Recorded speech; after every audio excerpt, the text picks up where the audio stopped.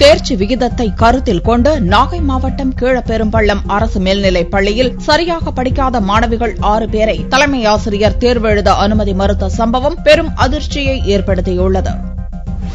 தமிழகம் மற்றும் புதுச்சேரியில் வியாழனன்று 10ஆம் வகுப்பு பொதுத் தேர்வு துவங்கியது. இந்த தேர்வை எழுதுவதற்காக மற்ற மாணவர்களைப் போலவே நாகை மாவட்டம் கீழப்பெரும்பள்ளம் அரசினர் மேல்நிலைப் பள்ளியில் 10ஆம் வகுப்பு படிக்கும் மாணவர்கள் சாந்தி, காயத்ரி, ரேணுகா, தமிழ்ச்செல்வி, கனிதா மற்றும் சுபாஷ் ஆகிய 6 பேரும் சென்றனர். இவர்கள் சரியாக படிப்பதில்லை என்பதால் தேர்வு எழுதினால் தேர்ச்சி விகிதம் குறையும் என கூறி பள்ளி தலைமை ஆசிரியர் பட்டு ஷீலா அனுமதி மறுத்துள்ளார். அவர்களுக்கு தேர்வு எழுதுவதற்கான ஹால் டிக்கெட்டை வழங்காமல் திருப்பி அனுப்பினார். வீட்டிற்கு திரும்பிய மாணவர்கள் பெற்றோரிடம் முறையிட்டனர். இதையடுத்து பெற்றோர் மற்றும் உறவினர்கள் பள்ளியை முற்றுகையிட்டு தலைமை ஆசிரியரிடம் வாக்குவாதத்தில் ஈடுபட்டனர்.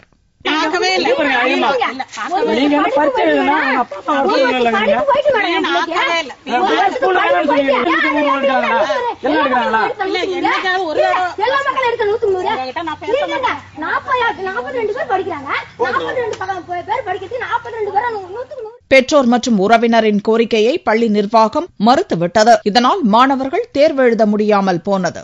நல்லா படிக்க மாட்டேங்குது, நாங்க தொடர்ந்து பள்ளியோட வர நேரம் எங்களை பரிச்சை எழுதுன்னு சொல்லிருக்கு. நீங்க வெளில போங்க, நீங்க கையெழுத்து போட்டுட்டு நீங்க சீட்டு வாங்கிட்டு போங்க, நீங்க படிக்க வேணாம்.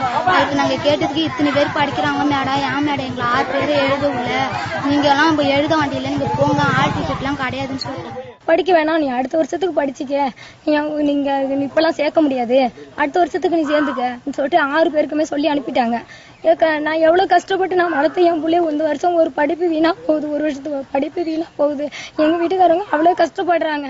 தகவல் அறிந்த மாவட்ட கலெக்டர் பழனிசாமி இந்த சம்பவம் குறித்து விசாரணை நடத்த கல்வித்துறை அதிகாரிகளுக்கு உத்தரவிட்டுள்ளார். மாணவர்கள் அடுத்தடுத்த நாட்களில் தேர்வை எழுத முடியுமா என்ற சந்தேகத்தில் உள்ளனர்.